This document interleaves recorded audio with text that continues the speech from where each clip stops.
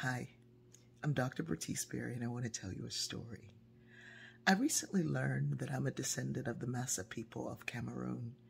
Now, the Massa people are not large in number anymore because so many of them were sold away into slavery. They did not traffic in slavery, which was uncommon because many of the tribes participated in the slave trade, but the Massa people actually moved to Cameroon to avoid trafficking and not only being sold away, but participating in it. They didn't want to have anything to do with it. I collect items from the period of enslavement, and this is called a manila. They're usually about that big. A manila is actually currency. This looks like a beautiful, beautiful carving, and it absolutely is. It's heavy, it's brass. The seas are littered with manila from the trafficking, and they were made just for the slave trade.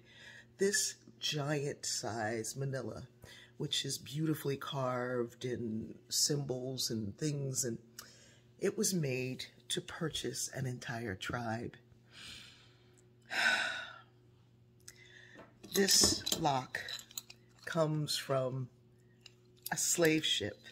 People in the hull of a slave ship would have been shackled to one another and then locked together in the bottom of that ship.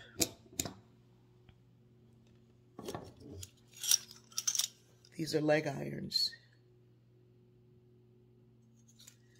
A person who was enslaved to someone else, maybe being walked from one state to the next, maybe being kept on a plantation because they were known as a runner.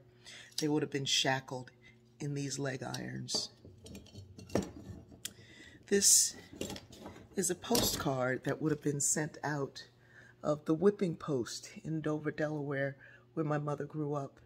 And she used to tell us when we were young that she lived just across from the whipping post, and she could see those whippings happening.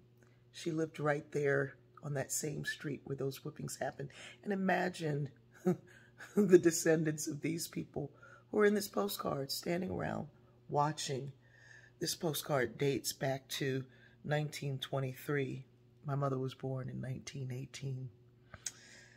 Someone asked me, why do you collect these things? I would think that you wouldn't want to have them around. I would think that you would want to forget. I would think that you wouldn't want to know or remember or make someone else remember. They were asking because these items are out in public view in my house. For anyone who comes to visit, you can touch them, you can feel them, and everyone who's ever laid their hands on this iron work, on any of these items, they respond with tears without even really fully being aware. They respond with, I can feel something.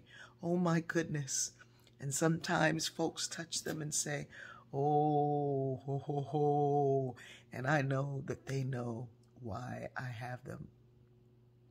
I don't want to forget. I want to remember that someone in my line was sold away into slavery for the cost of simply this, an entire tribe. I don't want to forget that they were shackled in the hull of that boat, and somehow they survived that terrible ride to these Americas. I don't want to forget that somehow one of those beautiful descendants from Africa found someone and had a child, and that child was shackled into slavery. But somehow that child met someone and had another child, and that child somehow endured.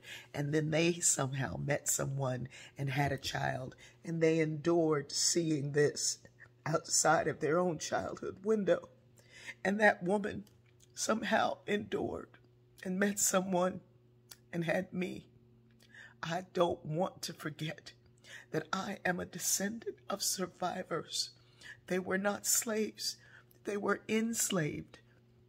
They were people who were forced into something that they knew not what it was. They didn't understand it. But somehow, someone from their line and their line and their line survived long enough to have me. Why would I want to forget? When I may not be the descendant of the blue-blooded royals, I'm a descendant of the strong-willed survivors, and that makes me uniquely me.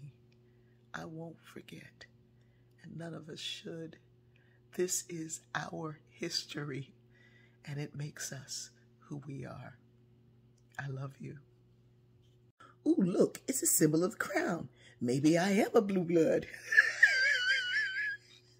These things are not cheap, but I'd rather have them than Louboutins.